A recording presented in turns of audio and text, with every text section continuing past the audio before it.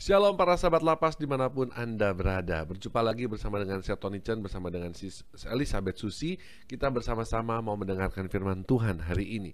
Tetapi sebelum kita mau mendengarkan firman Tuhan, saya ingin mengajak kita semua untuk bersuka cita. Kita memuji Tuhan, kita bersyukur kepada Tuhan, dan kita juga nanti mau menyembah Tuhan.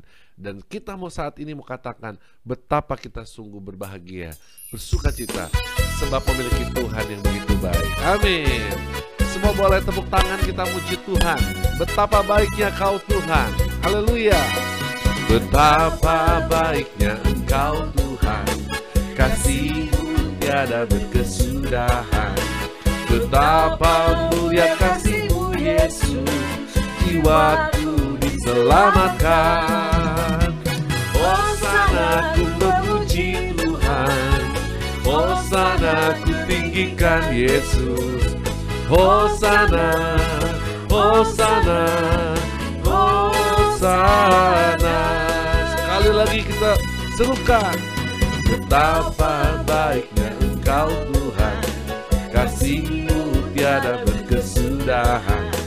Betapa mulia kasih-Mu Yesus, jiwaku diselamatkan. Hosana ku memuji Tuhan, Hosana ku tinggikan Yesus. Hosana, Hosana, Hosana.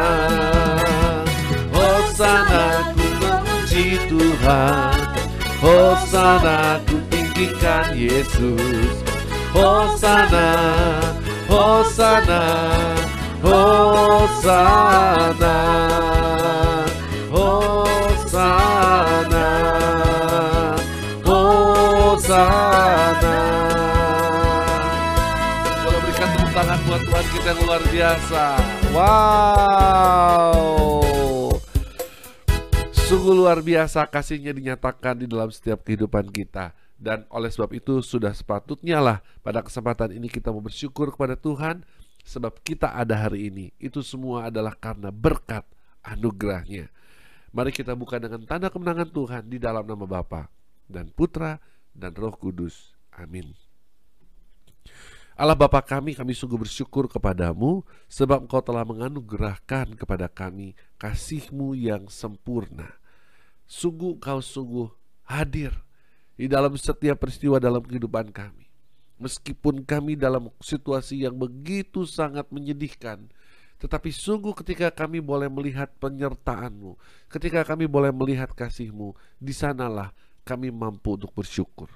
Oleh sebab itu Tuhan, pada kesempatan hari ini kami mau menaikkan setiap ucapan syukur kami Tuhan. Biarlah lewat lagu pujian syukur ini Kau boleh melihat betapa kami semua limpah dengan syukur dan terima kasih untuk setiap kasih dan anugerah yang Kau berikan dalam hidup kami. Ku ada sebab anugerah-Mu, ku ada karena kasih-Mu, Tuhan Yesus. Ku berterima kasih buat kasih rahmat-Mu. Ku ada sebab anugerah-Mu, ku ada karena kasih-Mu, Tuhan Yesus. Ku berterima kasih buat kasih rahmat-Mu. Terima kasih Yesus, Yesus. Terima kasih hanya anugerah-Mu buat hidupku sekarang. Ku kan memuji-Mu selamanya. Sekali lagi kami nyatakan padamu Tuhan, ku ada sebab anugerah-Mu, ku ada karena kasih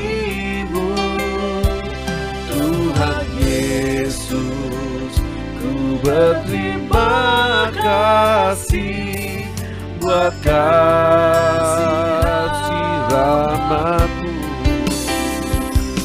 Terima kasih Yesus, Yesus. Terima kasih, hanya anugerah-Mu buat hidupku sekarang. Ku kan memuji-Mu selamanya. Terima kasih Yesus, Yesus. Terima kasih, hanya anugerah-Mu buat hidupku sekarang. Ku kan memuji-Mu selamanya. Ku kan memuji-Mu selamanya.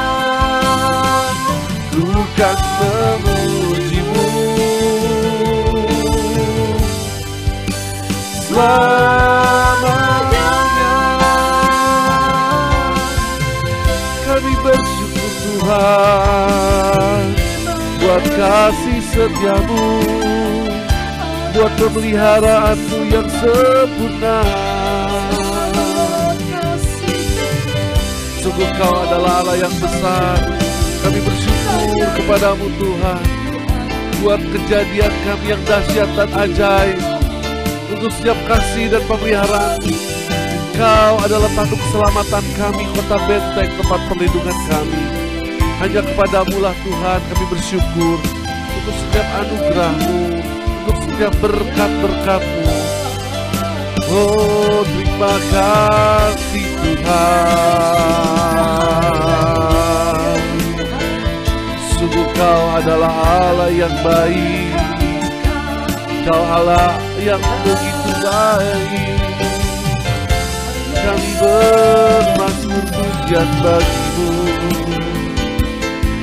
Biarlah segenap mulut kami menyanyikan mazmur pujian, dan jiwa kami bersyukur Tuhan. Terima kasih. Sungguh Tuhan kami bersyukur. Terima kasih Tuhan. Terima kasih. Kau begitu baik, teramat baik bagi setiap kami. Terlebih lagi di masa-masa pandemi ini. Bersyukur padamu Tuhan, untuk setiap berkat-Mu, untuk setiap anugerah-Mu, untuk setiap kehidupan yang boleh kami nikmati.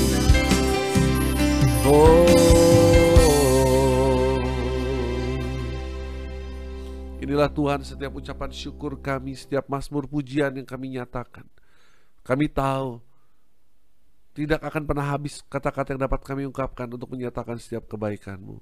Tetapi hanya satu hal yang pada kesempatan hari ini kami akan lakukan, yaitu ketika kami mau memuji dan menyembah-Mu Tuhan. Biarlah Kau hadir di dalam setiap pujian kami. Kau bertahta di atas setiap pujian umat-Mu Tuhan, dimanapun kami berada. Dan tempat dimanapun saat ini kami berada, kami mau berdoa semoga tempat ini menjadi mezbah kudus-Mu Tuhan, tempat Engkau akan bertahta. Dan pada waktunya nanti ketika kami menyembah-Mu, ada urapan, ada hadirat baru yang Kau berikan kepada kami semua.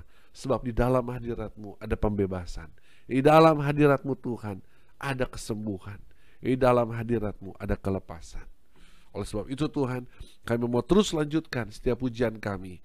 Kami mau serukan bahwa Kau adalah kekuatan kami, bahwa Engkau adalah gunung batu, Engkau adalah kota benteng tempat perlindungan kami.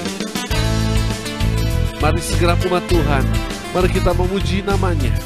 Dan kita mau katakan, meskipun musuh di depanku dan beribu di rebah di kiri, berlaksa di sebelah kanan, kita tetap mau hanya fokus pada Tuhan, sebab Dia adalah kekuatan kita. Amin.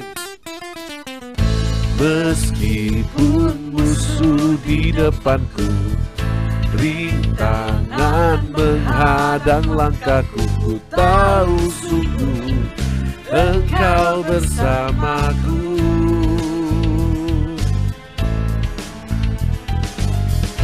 Beribu rebah di kiriku, berlaksa di sisi kananku, ku tahu janjimu Engkau bersamaku. Takkan pernah goyah keyakinanku pada dirimu, Yesus Tuhanku. Tiada yang seperti dirimu. Kaulah kuatku, kebanggaanku, gunung batu dan keselamatanku. Kuat tanganmu, perlindunganku. Kaulah Allah, sumber kemenanganku. Inilah setiap pujian syukur kami Tuhan. Kami nyatakan sekali lagi, amin. Meskipun musuh di depanku, rintangan menghadang langkahku, ku tahu sungguh Engkau bersamaku.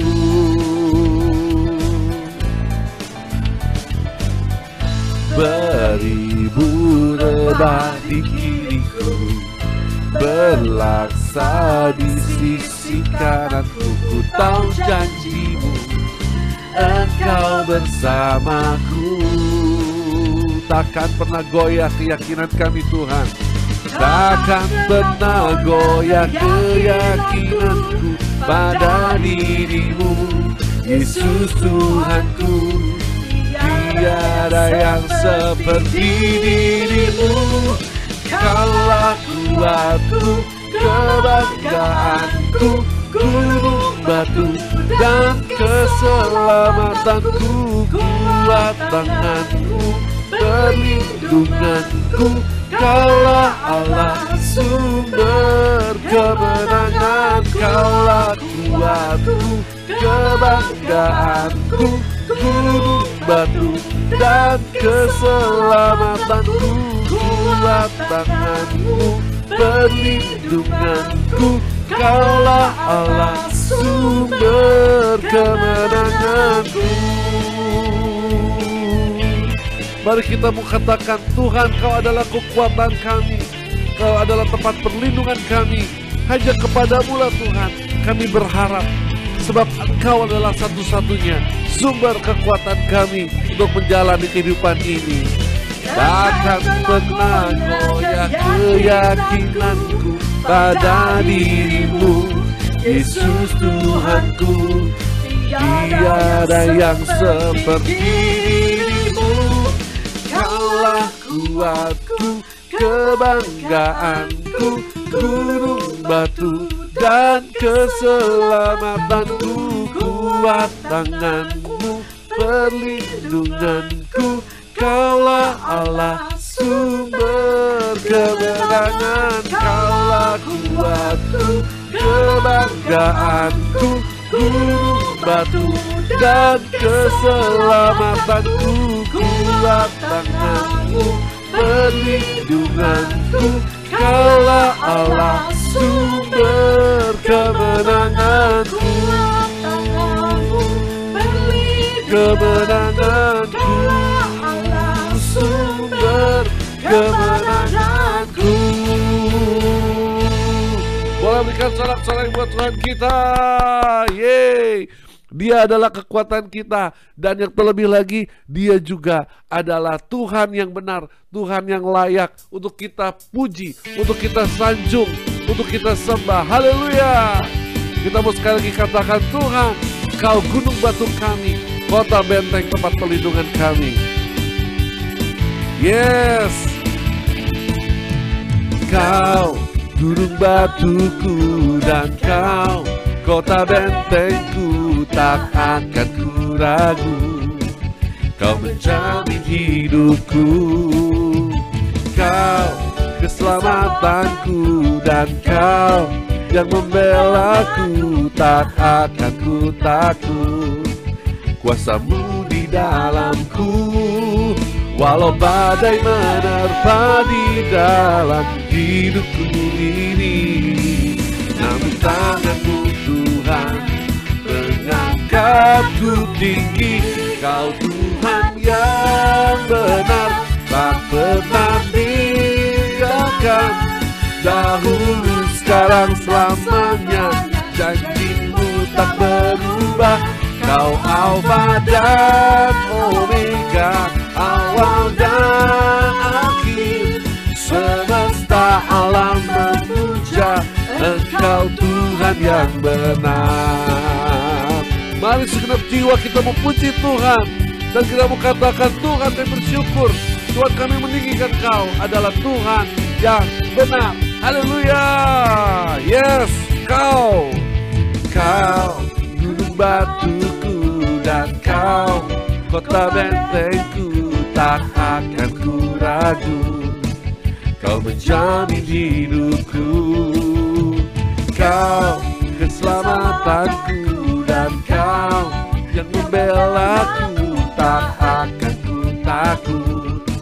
Kuasa-Mu di dalamku, walau badai menerpa di dalam hidupku ini. Namun tangan-Mu Tuhan mengangkatku tinggi. Kau Tuhan yang benar, tak pernah tinggalkan. Dahulu, sekarang, selamanya, janji-Mu tak berubah. Kau Alfa dan Omega, awal dan akhir. Semesta alam memuja Engkau Tuhan yang benar. Kau Tuhan yang benar, tak pernah tinggalkan. Dahulu, sekarang, selamanya, janji-Mu tak berubah. Kau Alfa dan Omega, awal dan akhir. Semesta alam memuja Engkau Tuhan yang benar. Semesta alam memuja Engkau Tuhan yang benar. Semesta alam memuja Engkau Tuhan yang benar. Kita mau bersorak-sorai bagi nama Tuhan. Yeay. Siapa yang merasa diberkati hari ini boleh lambaikan tangan semuanya. Wow, puji Tuhan, haleluya.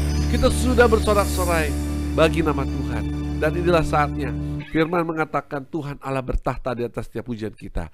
Dan sekarang kita minta, setelah Tuhan bertahta di atas setiap pujian kita, kita meminta kepada Tuhan untuk Tuhan mencurahkan Roh Kudus-Nya kepada kita.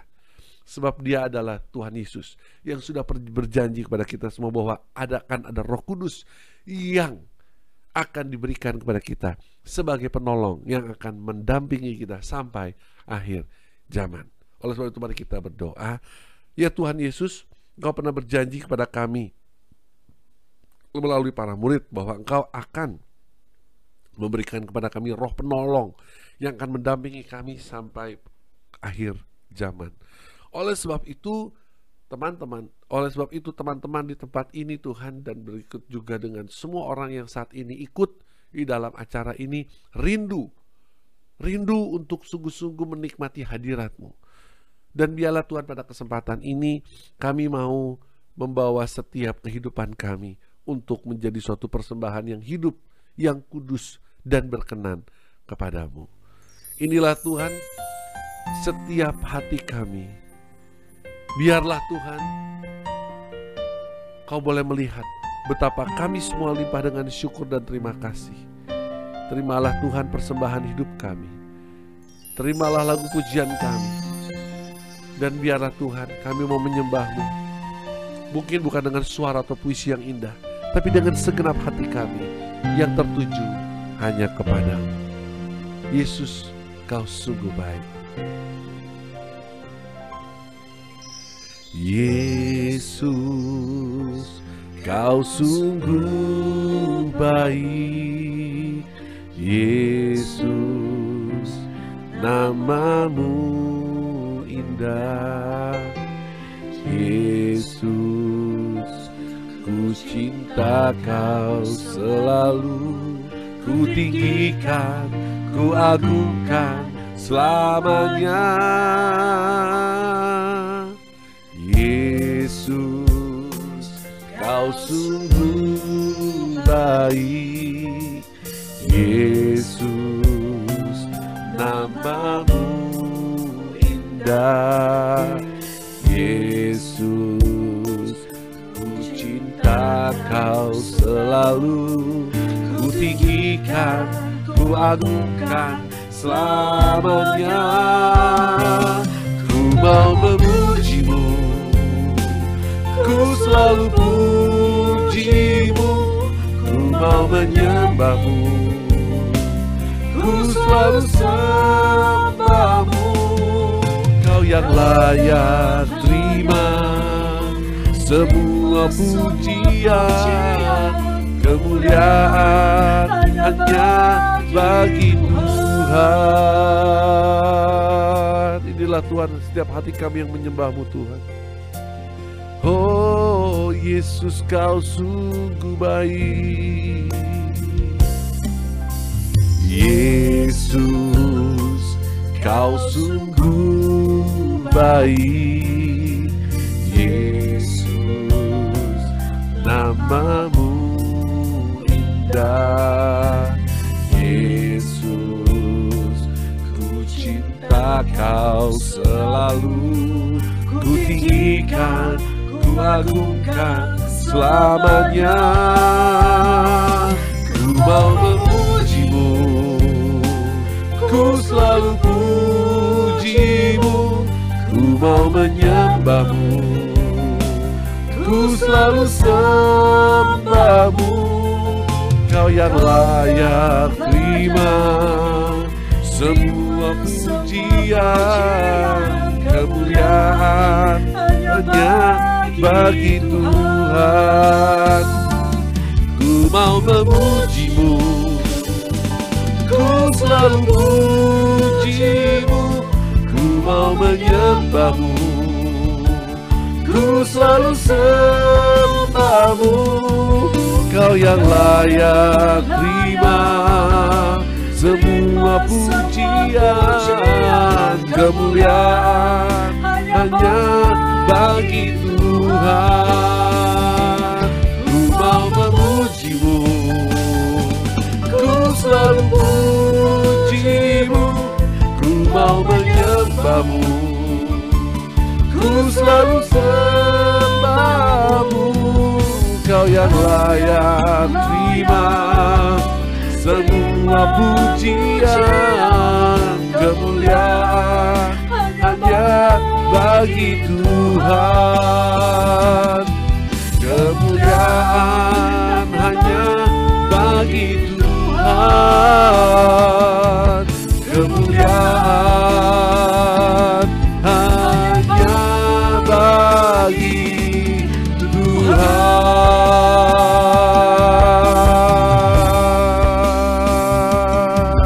Hidayah setia, hidayah siki. Oh, hidayah se, hidayah sikia. Kira mana yasa, kira rapataya kea. Inna ya kira mana yasi.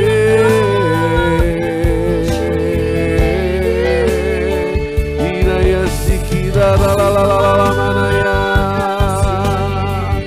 Inna yasi ya. Kira rapataya si kira mana ya ke. Bagi Dia segala pujian, hormat serta syukur, kekal selamanya. Bagi Dia segala pujian, hormat serta syukur selama-lamanya. Selama-lamanya. Selama-lamanya.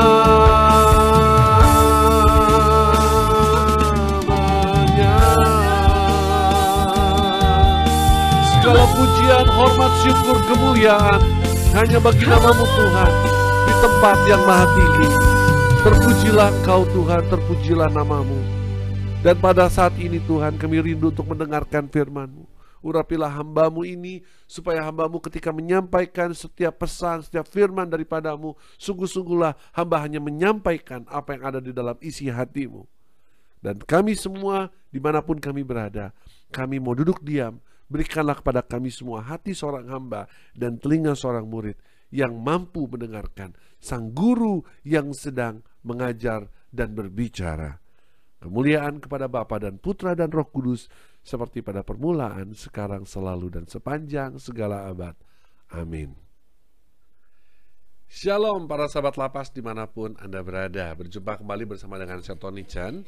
Dan pada kesempatan kali ini, saya ingin membawakan kepada Anda semua sebuah tema pewartaan saya pada kesempatan hari ini, yang saya beri judul adalah keuntungan di dalam kelemahan. Aneh ya judulnya ya? Ya betul, keuntungan di dalam kelemahan. Mana bisa? Mungkin secara manusia kita bertanya-tanya, apakah mungkin di dalam kelemahan kita mampu melihat ada keuntungan di sana? Nah, inilah yang membedakan apakah kita adalah orang Kristiani yang dewasa atau tidak, adalah bagaimana kita bisa melihat setiap kelemahan-kelemahan yang ada di dalam diri kita merupakan suatu keuntungan di dalam Tuhan. Nah, pada kesempatan ini teman-teman semua, izinkanlah saya ingin membagikan firman yang akan kita jadikan dasar dari tema kita pada kesempatan kali ini. Firman Tuhan diambil dari 2 Korintus bab 12 ayat 9 sampai 10. Tetapi jawab Tuhan kepadaku, cukuplah kasih karuniaku bagimu, sebab justru dalam kelemahanlah kuasaku menjadi sempurna. Sebab itu terlebih suka aku bermegah atas kelemahanku, supaya kuasa Kristus turun menaungi aku. Karena itu, aku senang dan rela di dalam kelemahan, di dalam siksaan, di dalam kesukaran, di dalam penganiayaan dan kesesakan oleh karena Kristus. Sebab jika aku lemah, maka aku kuat. Wow, kalau kita lihat bagaimana Rasul Paulus memberikan inspirasi kepada kita semua hari ini. Ya, ini adalah cerita Rasul Paulus menceritakan bagaimana Tuhan berkata-kata kepada dirinya. Seakan-akan Tuhan juga berkata-kata kepada itu, berkata-kata hal yang sama kepada kita semua hari ini. Cukuplah kasih karuniaku bagimu, kata Tuhan. Sebab justru dalam kelemahanlah kuasaku, kata Tuhan, menjadi sempurna. Artinya, terkadang ya kita cuma percaya dan yakin bahwa Tuhan menciptakan kita sempurna. Tetapi ada beberapa hal Tuhan tidak membuat kita seakan-akan kok gak sempurna seperti itu ya. Supaya apa? Supaya kuasa Tuhan mampu dinyatakan di dalam diri kita. Oleh sebab itu, kata-kata yang sangat indah disampaikan oleh Rasul Paulus. Rasul Paulus mengatakan, sebab itu terlebih suka aku bermegah atas kelemahanku, supaya kuasa Kristus turun menaungi aku. Inilah yang saya lihat, saya rasa sangat berbeda jauh dengan apa yang dunia tawarkan. Setuju ya? Dunia menawarkan, kalau kamu pesek, ya tinggal operasi saja gitu ya. Kalau kamu hitam, bisa operasi pigmen kulit. Kalau kamu rambutnya keriting, bisa dibonding jadi lurus. Betul? Dunia selalu berusaha untuk membuai kita bahwa ketidaksempurnaan itu bisa kok diperbaiki. Justru kalau kamu tidak memperbaiki ketidaksempurnaanmu, mungkin kamu akan terlihat jelek, kamu akan terlihat gagal. Itu kan kata dunia. Tetapi Tuhan mau mengatakan kepada kita hari ini, lewat Rasul Paulus, dikatakan di sana, karena itu aku senang dan rela di dalam kelemahan. Apakah Anda rela ketika kita melihat ada banyak kelemahan dalam kehidupan ini? Ditambah lagi, di dalam siksaan, di dalam kondisi kita hari-hari ini. Lalu berikutnya lagi, di dalam kesukaran. Orang yang sudah menerima Yesus belum tentu hidupnya luput dari kesukaran, betul?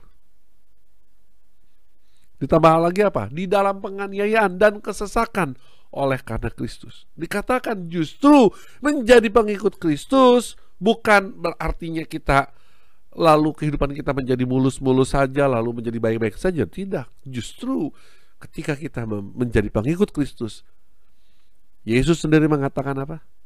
Pikul salib, sangkal diri, betul? Nah, teman-teman semua, lewat bacaan ini kita mau juga belajar dari inspirasi Rasul Paulus. Dikatakan sebab jika aku lemah, maka aku kuat. Dengan kata lain, Tuhan mengizinkan kelemahan itu ada di dalam kehidupan kita. Tuhan membiarkan ketidaksempurnaan itu ada dalam hidup ini, supaya kita tahu, supaya kita sadar diri bahwa yang akan menyempurnakannya adalah ketika kita mengundang Tuhan di dalam hidup ini. Tapi pertanyaannya adalah, berapa banyak manusia-manusia kita yang mengenal Kristus, tetapi begitu ada hal-hal, dia mengalami hal duka cita, siksaan, hukuman, apapun itu, yang terjadi apa?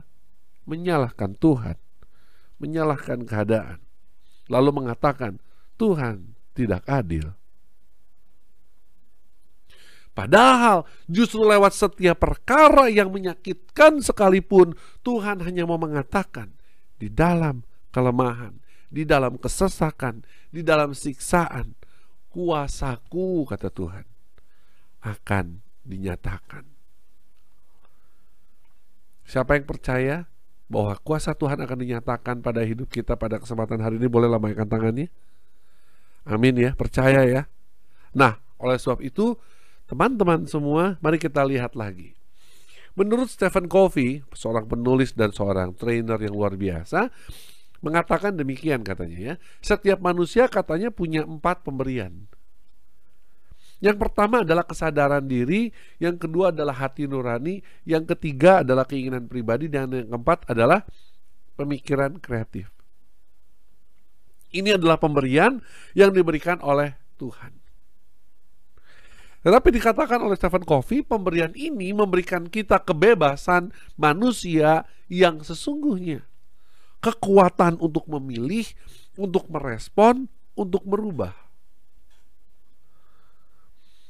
Pertanyaannya, apakah kita sudah sungguh-sungguh memaksimalkan keempat pemberian istimewa dari Tuhan ini untuk kita jalani dalam hidup kita sehari-hari? Tetapi justru yang ironisnya yang seringkali terjadi adalah kita tidak mampu untuk melihat bahwa ada satu rencana Allah di balik setiap kelemahan manusia. Oleh sebab itu, teman-teman semua, pada kesempatan kali ini kita mau melihat kelemahan di mata manusia dengan kelemahan di mata Allah. Apa yang seringkali kita lihat kelemahan itu lewat kacamata kita ya, kacamata manusia. Dan apa kata Tuhan tentang itu? Dan berikutnya, apa yang sebenarnya kita juga pengen tahu, apa yang sebenarnya menjadi satu kelemahan di mata Allah. Dan setidaknya saya mencatat ada 6 aspek. 3 kelemahan di mata manusia dan 3 kelemahan di mata Allah. Mari kita lihat ada apa saja sih kelemahan di mata manusia. Nah, teman-teman semua, Sering kali manusia kita itu nomor satu itu kalau bicara tentang kelemahan. Apa kelemahanmu? Langsung mengatakan yang pertama apa? Fisik. Saya pendek, saya hitam, betul? Saya pesek, saya sipit, saya jelek.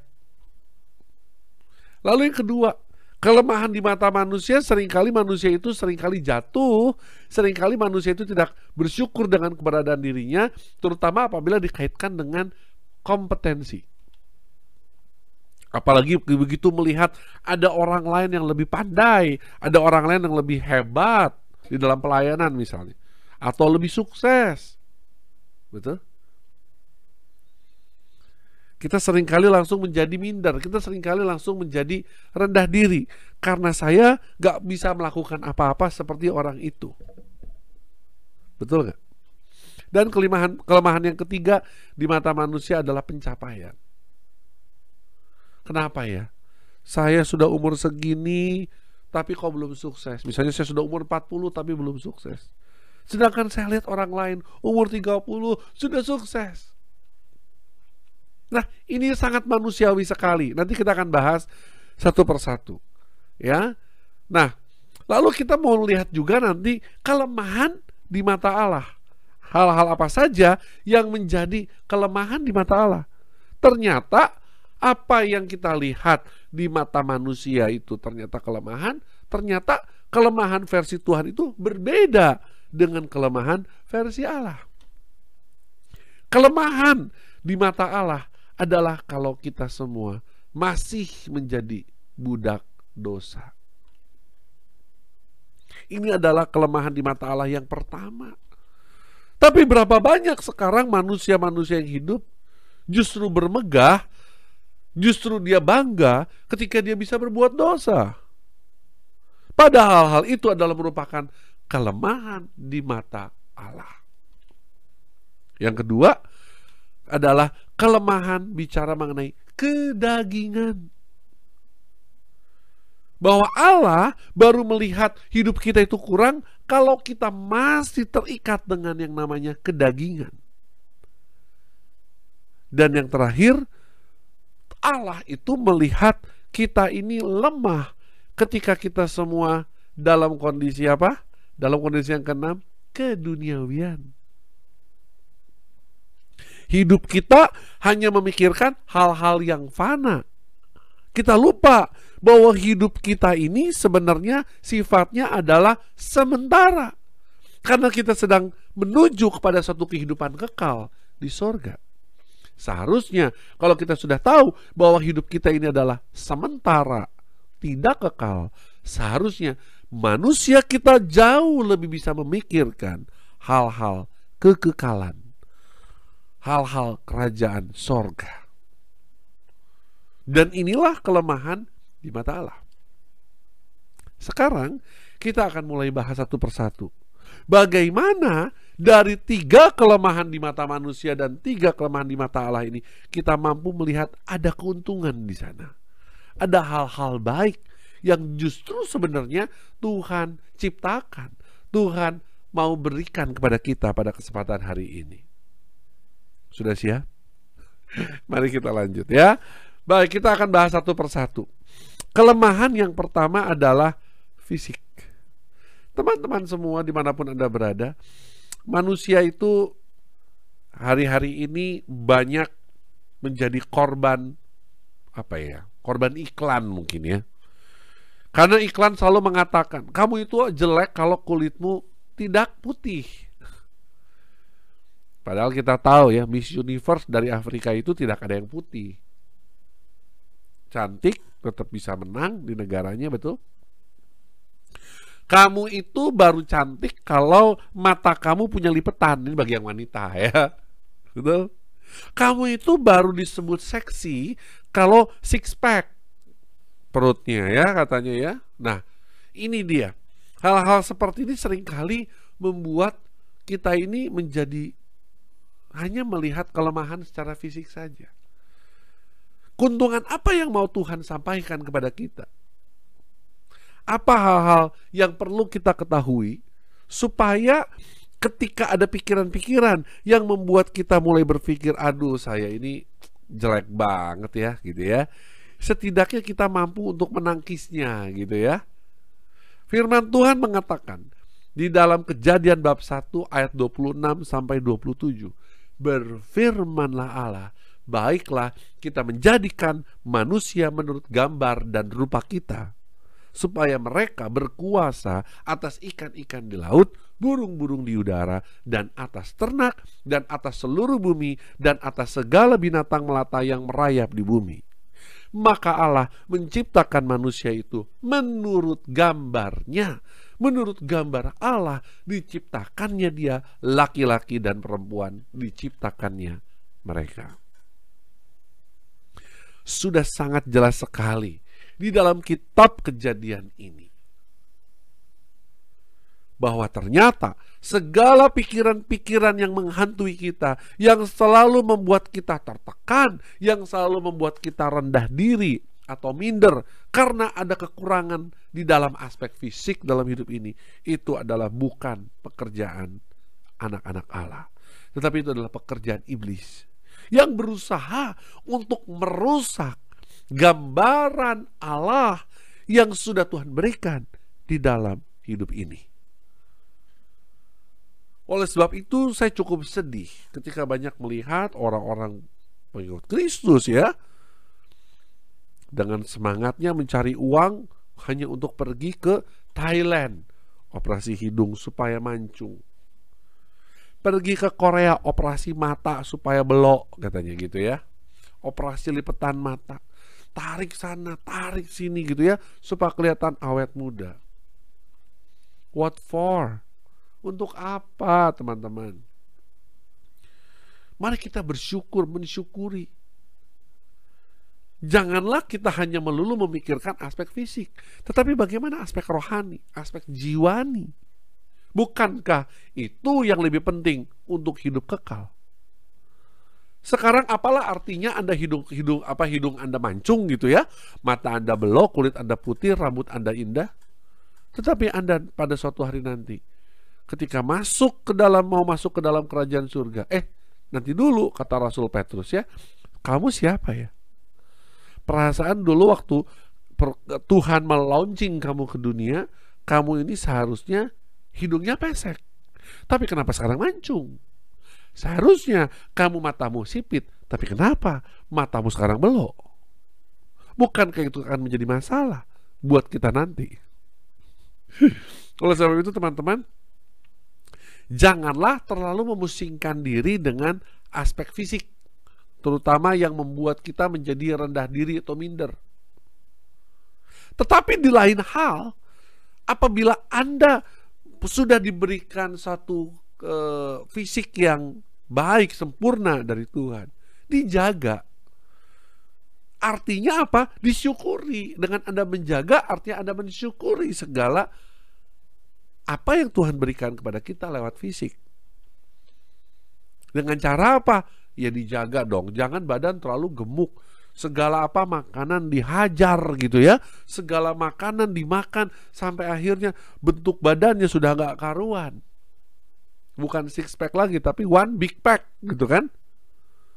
Oleh sebab itu teman-teman semua, yuk kita juga harus menjaga fisik, tapi juga jangan sampai kita terlalu minder, terlalu rendah diri dengan keadaan fisik kita.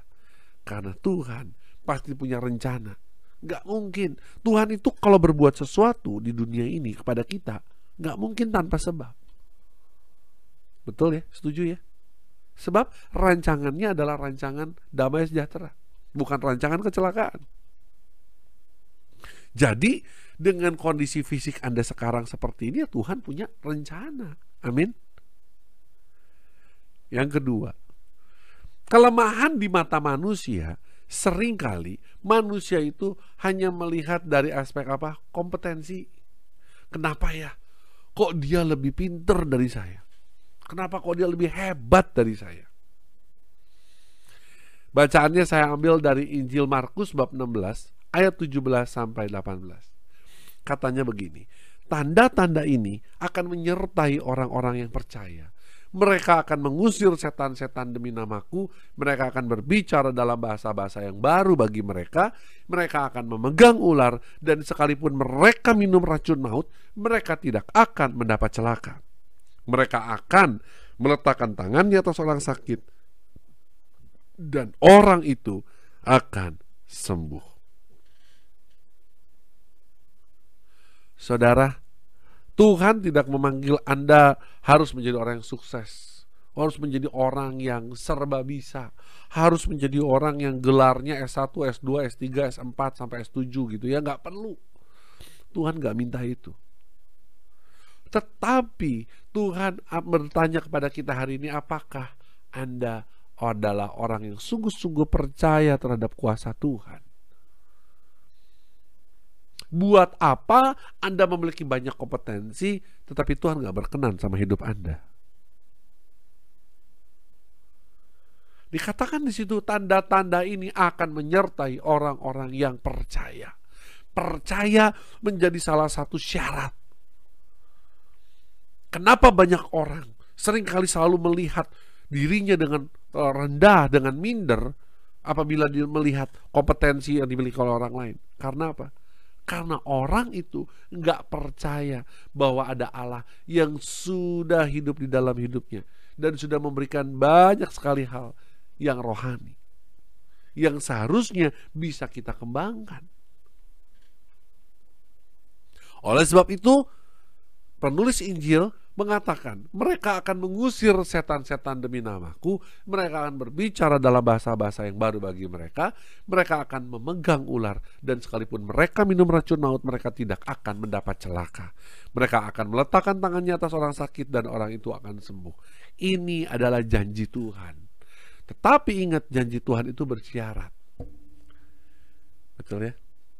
Nggak mungkin kita mampu melakukan hal seperti ini kalau kita masih selalu berpikir bahwa saya ini gak ada apa-apa, saya ini kalah sama orang lain karena dia jauh lebih pandai, dia jauh lebih hebat, dia jauh lebih segalanya. Teman-teman, Tuhan tidak memanggil kita kepada sebuah kesuksesan, tetapi Tuhan memanggil kita kepada kesetiaan. Dan kalau Anda lihat di sini, semuanya hanya bicara apa? Menjadi berkat buat orang lain. Amin ya. Mengusir setan demi namaku untuk orang lain. Untuk berbicara dalam bahasa-bahasa baru bagi mereka, orang lain. Artinya bahasa-bahasa yang kita sampaikan sungguh-sungguh berubah bahasa baru itu. Mungkin kita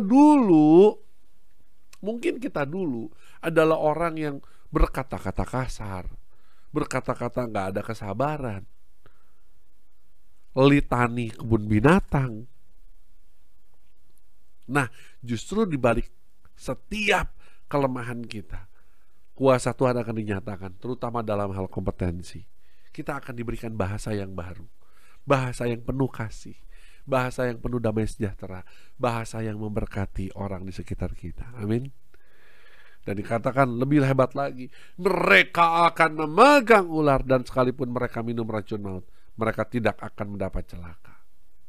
Kita ingat, ular itu adalah lambang roh jahat, iblis yang menggoda Hawa di Taman Eden.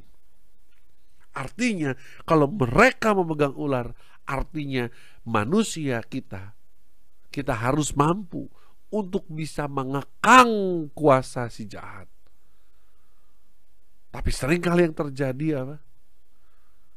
Karena kita lebih suka untuk dikekang oleh si jahat, betul?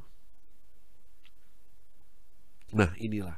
Kalau Anda dan saya, kita semua rindu untuk boleh keluar dari kelemahan bicara tentang kompetensi. Tuhan tidak memanggil Anda untuk sukses, tapi untuk setia. Jadilah orang-orang yang kaya secara rohani. Tetapi bukan dalam arti lalu setelah mendengar khotbah ini lalu mengatakan, oh berarti kalau begitu saya gak perlu belajar. No, Tuhan sudah memberikan kepada kita akal budi, kembangkan dong. Banyak belajar, apalagi di masa pandemi ini. Menurut saya pandemi itu sebuah singkatan ya, panggilan kedewasaan melalui iman. Kalau Anda melewati masa pandemi ini, tetapi Anda tidak belajar apapun, tidak memiliki skill baru apapun, 100% kesalahan ada di tangan Anda. Mungkin bagi Anda yang seperti itu, butuh pandemi COVID diperpanjang lagi. Ya, karena Tuhan sebenarnya sudah memberikan waktu ini untuk kita belajar banyak hal. Yuk kita belajar banyak hal. Jadi supaya kita tidak jatuh di dalam satu kondisi self-pity atau mengasihi diri sendiri. Dan bersyukurlah bahwa Tuhan menciptakan kita sempurna. Orang lain kita lihat lebih sukses, orang lain lebih pandai. Gak usah khawatir. Selama ada Tuhan di pihak kita, kita pasti menang bersama Yesus. Amin. Yang ketiga, seringkali manusia itu jatuh, atau seringkali manusia itu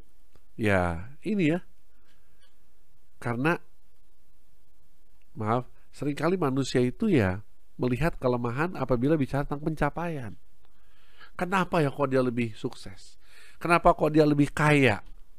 Kenapa dia bisa ganti-ganti mobil baru setiap bulan misalnya gitu ya. Nah teman-teman semua, bacaannya dari Yosua bab 1 ayat 8. Janganlah engkau memperkatakan kitab Taurat ini, tetapi perenungkanlah itu siang dan malam, supaya engkau bertindak hati-hati sesuai dengan segala yang tertulis di dalamnya, sebab dengan demikian perjalananmu akan berhasil dan engkau akan beruntung. Bicara mengenai perjalananmu akan berhasil dan engkau akan beruntung, ini adalah sukses versi Alkitab. Oleh sebab itu, saya yakin dan percaya, kalau Anda mau sukses, kalau Anda mau mencapai sesuatu tertentu di dalam kehidupan Anda, posisi tertentu dalam kehidupan Anda, pencapaian tertentu dalam kehidupan Anda, ada syarat yang Tuhan berikan, saudara. Jangan lupa memperkatakan kitab Taurat ini. Artinya apa? Jadilah pewarta-pewarta Injil. Jadilah orang-orang yang menjadi corong-corongnya Yesus, yang memberitakan kabar gembira keselamatan dari Allah ke semakin banyak orang. Tapi gak cuma hanya memperkatakan, tetapi kata firman Tuhan, renungkanlah itu siang dan malam. Supaya apa? Supaya engkau bertindak hati-hati sesuai dengan segala yang tertulis di dalamnya. Jadi kita pun harus menjadi pelaku-pelaku firman. Jadi usul saya, daripada kita meratapi nasib, kenapa kok orang lain lebih sukses dari saya? Kenapa kok saya masih di titik ini? Daripada Anda memikirkan hal seperti itu, alangkah lebih baiknya waktunya kita gunakan untuk memperkatakan firman Tuhan, untuk merenungkan dan mempraktekannya siang dan malam. Maka dengan demikian, di dalam pencapaian ini yang kita lihat adalah suatu hal yang negatif, tetapi justru lewat kelemahan di dalam aspek pencapaian ini, Tuhan mau bekerja. Tuhan mau membuat kita lebih sukses. Amin. Amin ya. Yang keempat, kita mau melihat apa sih kelemahan tapi di mata Allah. Kalau tadi kita kan baru saja membahas tentang keuntungan atau kerugian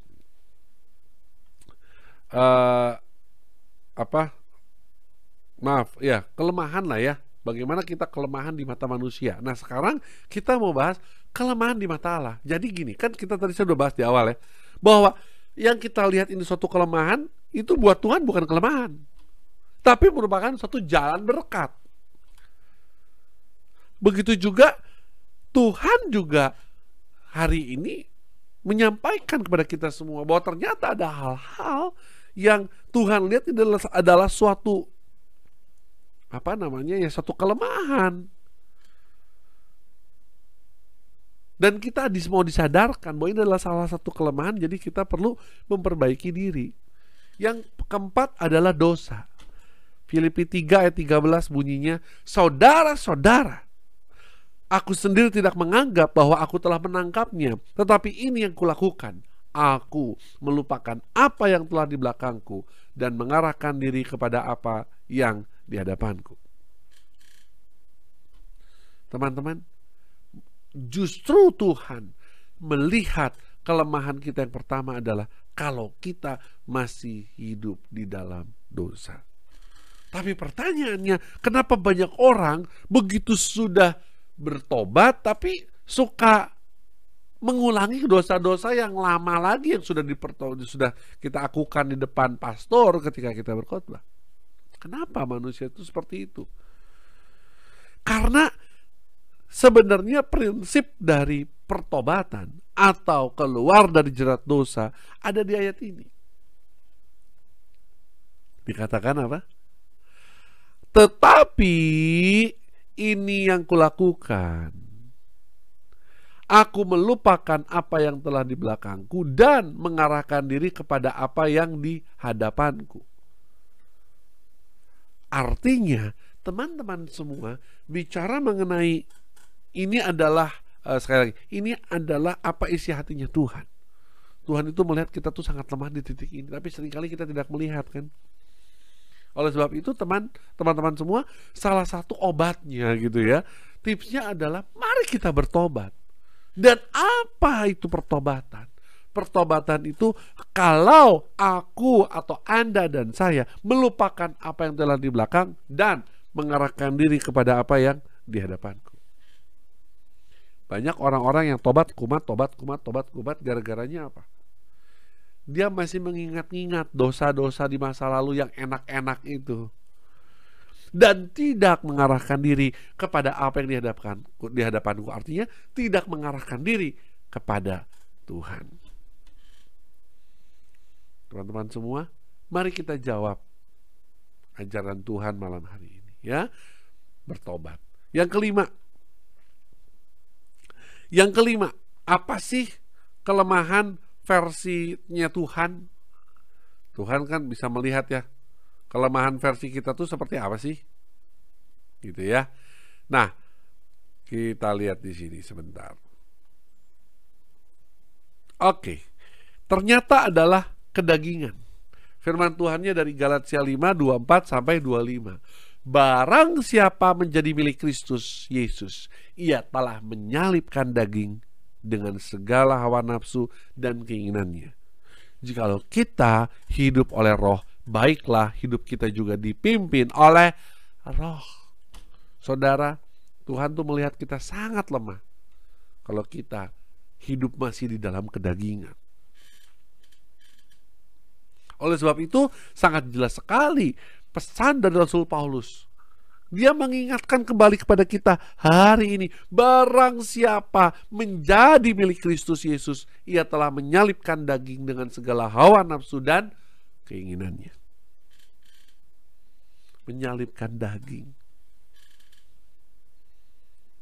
Oleh sebab itu teman-teman semua, ayo kita mau melihat ya, bahwa ternyata Tuhan itu, yang Tuhan lihat kelemahan di diri kita berbeda dengan apa yang kita lihat. Dan yang terakhir, yang keenam adalah keduniawian. Ada berapa banyak sekarang anak-anak Tuhan yang terjerat dalam kehidupan keduniawian yang begitu sangat mencengkeram. Hedonisme salah satunya. Nah teman-teman semua, firman Tuhan katakan, dari 1 Yohanes 2 ayat 15-17. Janganlah kamu mengasihi dunia dan apa yang ada di dalamnya. Jikalau orang mengasihi dunia, maka kasih akan Bapa tidak ada dalam orang itu. Sebab semua yang ada di dalam dunia, yaitu keinginan daging dan keinginan mata serta keangkuhan hidup. Jelas di sini.